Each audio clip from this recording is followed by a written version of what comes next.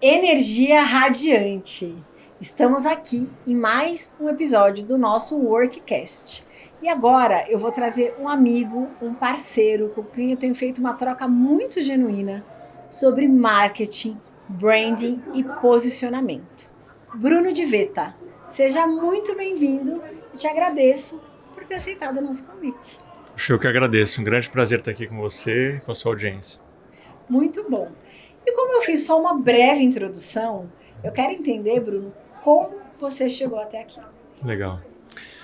Bom, tenho mais ou menos 20 anos de experiência, né? Eu costumo exaltar mais a experiência do que a parte acadêmica, os estudos, né? Mas de comunicação, tenho cursos como comunicação social, publicidade e propaganda, especialização em gestão de projetos, MBA em gestão de tecnologia, transformação, inovação, gestão de pessoas também. Fui conectando todas essas coisas com marketing, com publicidade e fui trilhando uma trajetória que começou como designer, depois empreendi com agência de publicidade, com sócios, parceiros, fui para o mercado, passei por grandes agências, depois virei o cliente, montei agências dentro de clientes e aí agora, depois de estar em enterprises, fui para o mundo das startups, da questão de acelerar, de ter escala. E tenho o privilégio de trocar com você, Thaís, também, periodicamente, que é uma honra para mim. Ah, maravilhoso. A nossa troca, assim, né? Explode minha cabeça para que eu possa ter mais ideias. E acho que o Workcast vem muito dessa nossa troca também, né? Sim, concretizando. E aí, com certeza. Eu tirei do papel, eu tirei da gaveta e... De fato, estou aqui fazendo acontecer nesse movimento da feira, que para a gente é um movimento muito importante, né, de estar aqui na Infra. Eu queria entender um pouco mais a tua visão, né, porque eu te vejo muito como um visionário, uma pessoa à frente do seu tempo. Eu tive a oportunidade de conversar com diversas agências. Hoje a gente tem a questão das redes sociais, o quanto as pessoas, às vezes, elas se preocupam muito mais com números, né, do que, de fato, com o conteúdo que eles estão levando. E eu queria que você me trouxesse, assim, na tua visão, o que você acredita como, de fato, um conteúdo, né, que ganha esse palco, que ganha essa força no branding, né? O que para você tem feito sentido dentro da tua experiência nessa trilha? Muito bom. Essa pergunta ela é bem abrangente, né? Porque o conteúdo ele faz sentido de acordo com o público. Então, se você inverter essa equação, como vocês fazem muito bem aqui na Workplace, vocês olham primeiro o cliente, quem é o meu cliente, quem é o cliente ideal, o que ele gosta, o que ele espera, quais os territórios de interesse desse cliente, como que eu gravito ao redor desse território, aí intencionalmente você faz sentido para aquele cliente com o conteúdo que você produz, né? Então, acho que partindo desse princípio, né, quem é o cliente, como ele consome conteúdo, você consegue planejar uma estratégia e com consistência, com periodicidade, você consegue fazer com que essa audiência volte e confie em você, goste cada vez mais de você. E isso é consistência, né? Vocês são reconhecidos pela consistência de marca, no amarelo, nas ações. Até o nome, né? Workcast, combina com Workplace. Vocês têm um braço forte hoje de engenharia que também combina. Tudo isso não é ao acaso, né? Tudo isso é pensado, é planejado, é orquestrado. E isso cria símbolos de marca muito poderosos, né? Então, às vezes a gente vê as marcas cansadas, as marcas quase como um corpo que está adoecendo, e elas não estão fazendo check-up. Então, e elas não estão entendendo por que não está funcionando. E às vezes elas vão para um outro caminho que é a performance, né? Que é hoje em dia, as redes sociais, a partir de 2012, mais ou menos, elas saíram de uma rede onde você se conectava com as pessoas, postava as coisas e todo mundo via, para plataformas de mídia, onde você investe, impulsiona aquele conteúdo, segmenta a audiência granularmente, detalhando exatamente quem você quer alcançar, seja seus seguidores ou não, e a partir do momento que você investe, você alcança aquelas pessoas. Então isso abriu um universo de, tá bom, eu falo com as pessoas que eu quiser, é só pagar. Pagou, passou. Tipo um curso.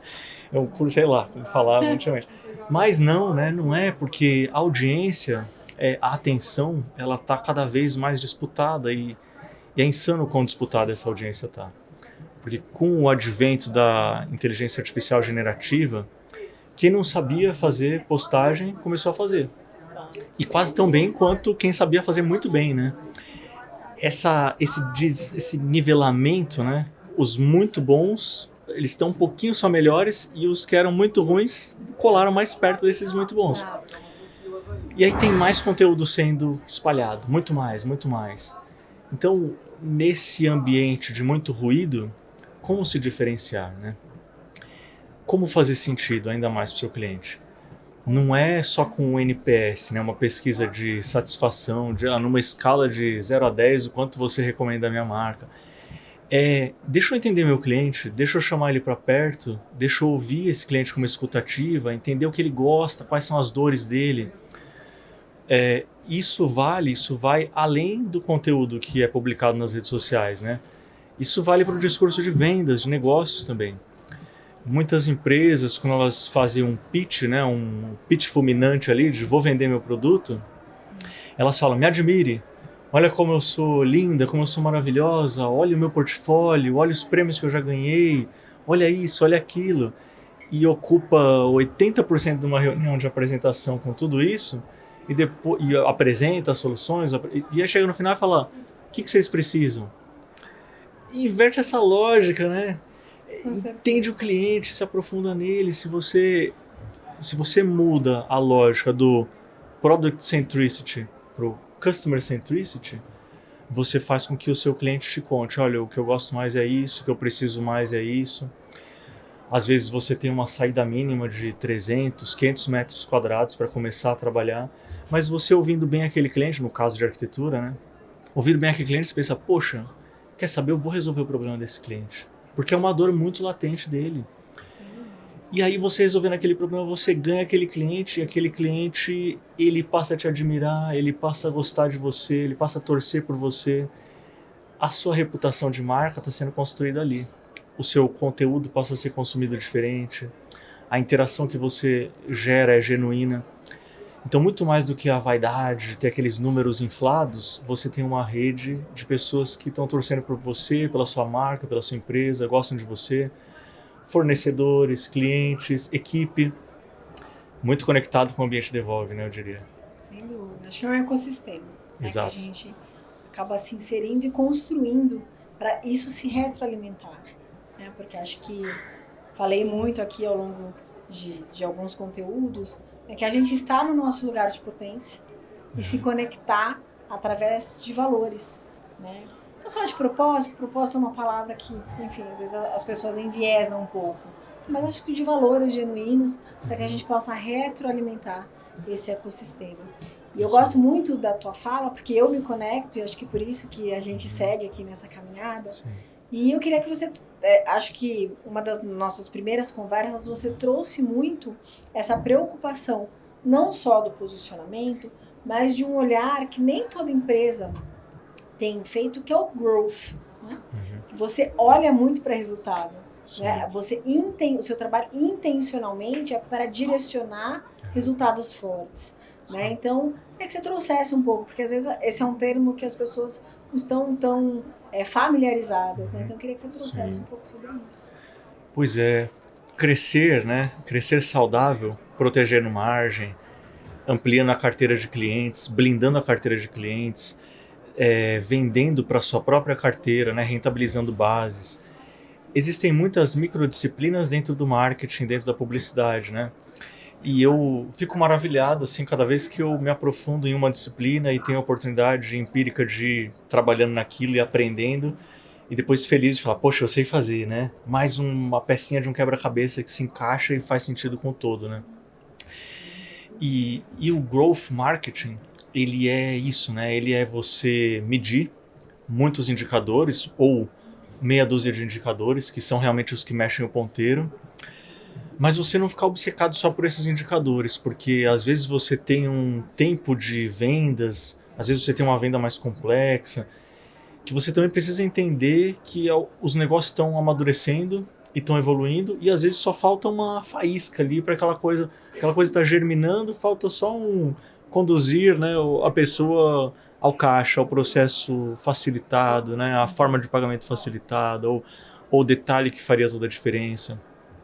Porque quando a pessoa, o cliente, identifica valor, ele entendeu o valor, aquilo transcende para ele o preço, né? Ele olha e fala assim, bom, isso aqui tem muito mais valor do que o preço, a transação aconteceu. E então o Growth, ele olha muito para isso. Como que a gente faz as transações se acelerarem, como que a gente cria processos escaláveis, replicáveis, contínuos, recorrentes.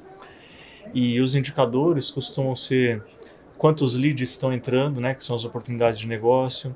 Desses leads, quantos viraram reuniões, quantos de fato foram qualificados e fazem sentido e estão preparados para o momento de compra. E aí existe uma bifurcação, né, que são as empresas que às vezes estavam sofrendo aquela dor, mas achavam que era crônica, não existia solução para aquilo. E as empresas que descobriram que existe uma solução e estão procurando um fornecedor para resolver aquela dor. As empresas que estão com aquela dor crônica, às vezes a gente aparece para eles e fala, poxa, no caso da Workplace, poxa, você está fazendo reuniões e está vazando todo o som da sua reunião, você não tá, a ergonomia não está correta, a iluminação não está correta, tem a NR1 aí, tem uma série de coisas acontecendo, e sabia que você pode adequar e tal. Opa, não sabia, que legal, quero um orçamento, isso é um perfil. O outro é, pessoal, fizemos um diagnóstico, estamos saindo no mercado procurando fornecedores, parceiros para fazer uma super reforma, para mudar de endereço, para ir para um piso diferente, porque a gente fez uma fusão e aquisição, agora a gente quer juntar duas equipes, a gente quer criar uma cultura única. É outro perfil. Sim. Então, o Growth, basicamente o que você faz? Você, tentativa e erro, vai apostando em várias coisas que você acredita que tem propensão e vai validando teses. Fiz mídia paga no Google, fiz Meta Ads, fiz e-books, fiz vídeos, fiz eventos, fiz etc. Tem múltiplas caixinhas, né, para explorar. Puxa esses indicadores, quais trouxeram oportunidades, de fato quais que funcionaram, vamos botar mais energia nos que funcionaram, itera, né? Não é interação, é iterar, é você voltar no ciclo, retroalimentar o ciclo, analisar e falar, ó, de tudo que a gente fez, o que fez mais sentido, o que funcionou mais, é isso, por causa disso. Com base nisso, vamos decidir o próximo planejamento dos próximos 6 meses, ou 3 meses, ou da sprint. AB, sempre teste AB, ABC, e vai melhorando, até... Acho que eu sempre te trouxe muito uma provocação, né, porque eu levanto muito a bandeira de não fazer mais do mesmo. Né? E aí eu queria a tua visão de toda, né, esse teu conhecimento embarcado sobre a arquitetura. O momento que a arquitetura vive e o momento que ela precisa viver. Né? Na tua leitura, o que você, né, que obviamente faz aí uma pesquisa muito aprofundada para trazer isso, né, de dentro dos nossos conteúdos, o que você entende, né, desse momento e desse movimento da arquitetura corporativa? Sim, poxa, que bacana, porque eu devolvo essa pergunta com uma crença muito forte que é o ambiente devolve, que eu aprendi com você, que ela é a resposta, né? É muito mais do que o ambiente. Por trás disso, tem as vidas das pessoas, né? E vocês têm a meta audaciosa de impactar um número gigante de vidas. Então, para mim a resposta está aí, o ser humano. Cada vez mais o humano. Como que a arquitetura faz com que o humano fique mais feliz, fique mais realizado, esteja no seu lugar de potência, sirva, né? E a arquitetura, eu acho que ela tem o lado sombra da arquitetura, no geral, né, que vai tanto para o residencial, onde tem mais glamour, e para o corporativo, eu vou me servir. Fazendo uma analogia com o mundo da moda, né?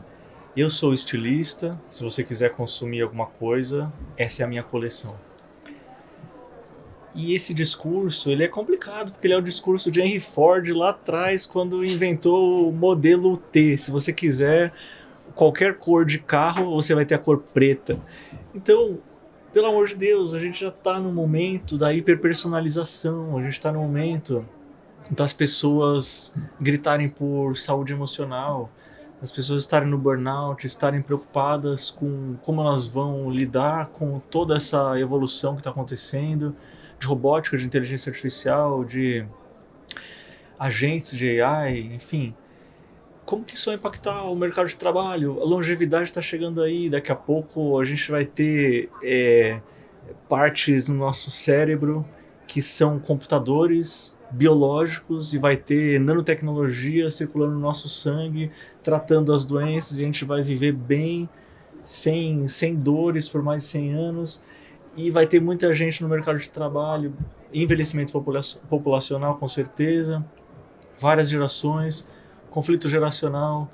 A gente vinha de uma geração que nós somos mais ou menos contemporâneos. A gente vinha de uma geração que era trabalhe, conquiste o seu espaço, sirva bem, seja o melhor naquilo que você faz, tenha um propósito para sua carreira, cresça. E agora a geração seja feliz, vá fazer o que eu não pude fazer, te dei aqui um alicerce, reconheça o seu privilégio e seja feliz. Então, como que a gente lida com todas essas gerações dentro de um ambiente, como que a gente engaja? A arquitetura responde isso. Sim. Porque a arquitetura na ergonomia faz a pessoa ficar melhor, trabalha melhor, sem lazy dorts, sem abstencionismo, com as cores certas, eleva o astral, enfim, você é a melhor pessoa para falar todas as potencialidades, né, sim, da arquitetura. Sim, sim. Mas eu sou suspeito, eu sou muito fã, assim, eu acho que a arquitetura é fundamental. Maravilhoso. E aproveitando, né, que você já trouxe aqui o que a gente tanto fala, porque o ambiente devolve, de fato, aquilo que ele recebe. O que o ambiente tem te devolvido? Eu acho que é incrível essa pergunta, né? Eu sou muito fã, assim, dentro da psicologia, behaviorismo, né? Que é o comportamento. E o ambiente, ele cria totalmente os comportamentos, assim, das pessoas, né? Existe aquele ditado, né, dos nossos avós, diga-me com quem andas e eu te direi quem és. E ele é muito verdade, né? O ambiente, ele te eleva ou ele te derruba. Então, assim, eu sou suspeito. Acho que pra mim o ambiente me devolve tudo de melhor. Assim, eu procuro me cercar de pessoas boas, do bem. E hoje eu já posso viver esse privilégio de escolher com as pessoas com quem eu trabalho, assim, por padrões éticos, por cultura, por verdade, por objetivos, por metas. Então tem me devolvido muita alegria, muita satisfação, muito crescimento. Tem proporcionado, eu tenho uma filhinha pequena, né? Tem me proporcionado passar para minha filha o melhor que eu posso, criá-la. Então, tudo, o ambiente me dá tudo. Bom, fico muito feliz, né? Porque acho que é uma expansão de consciência, essa troca que a gente tem, quanto isso é importante, quanto precisa dar luz, dar palco, né, o poder da ambiência, né? Eu gosto de falar muito sobre o poder da ambiência.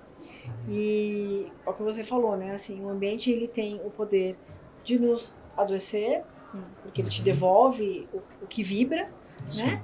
Ou de fato de nos curar.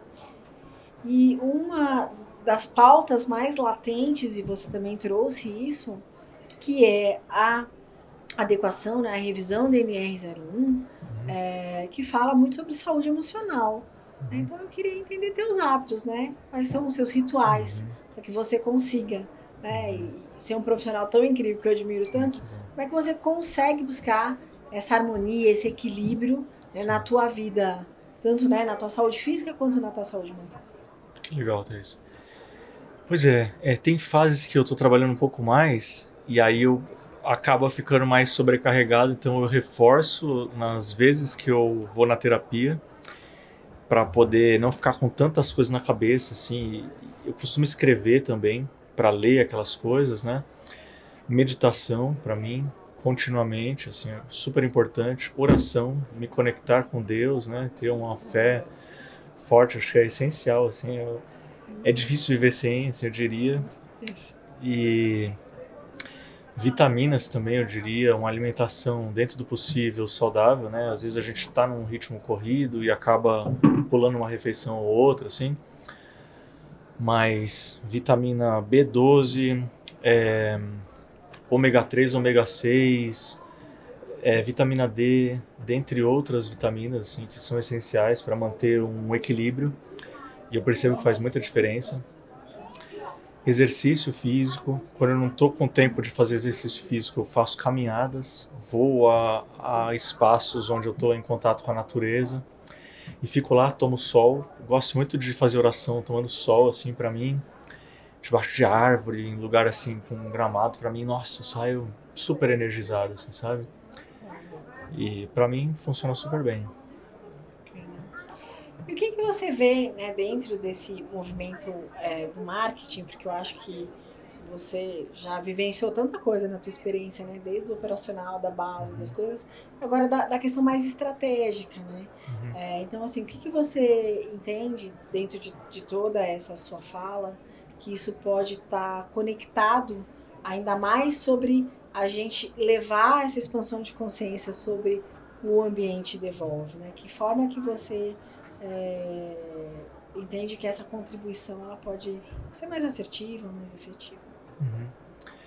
Deixa eu ver se eu entendi a pergunta. De que forma que o marketing faz com que essa... que na verdade acho que assim, nós somos um ecossistema, né? Então a gente está aqui, temos um time de arquitetos, você que vem como marketing, a gente tem um time comercial, um time operacional, então assim, como você se vê, né, dentro desse ecossistema, para poder alavancar ainda mais e a gente poder expandir consciência, porque você trouxe aqui, nosso BREG, ele é audacioso, a gente quer impactar mais de 500 mil vidas, né, até 2030. Então, como você vê isso dentro do nosso movimento? Perfeito. Eu vejo de uma forma que é a única forma de funcionar. Trabalho em equipe, colaboração, integração, clareza do seu papel, entender que ninguém faz nada sozinho. Não existe super artilheiro, não existe... É totalmente trabalho em equipe. Assim, eu tenho, nas minhas andanças, né, eu tive o privilégio de trabalhar com pessoas muito boas que me ensinaram muito, né?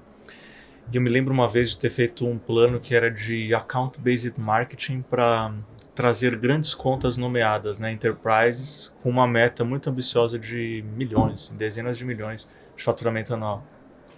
E aí havia arquitetado aquele plano e tal com a minha equipe, e aí depois quando a gente mostrou pro comercial, um dos rapazes do comercial falou, legal, vamos implementar.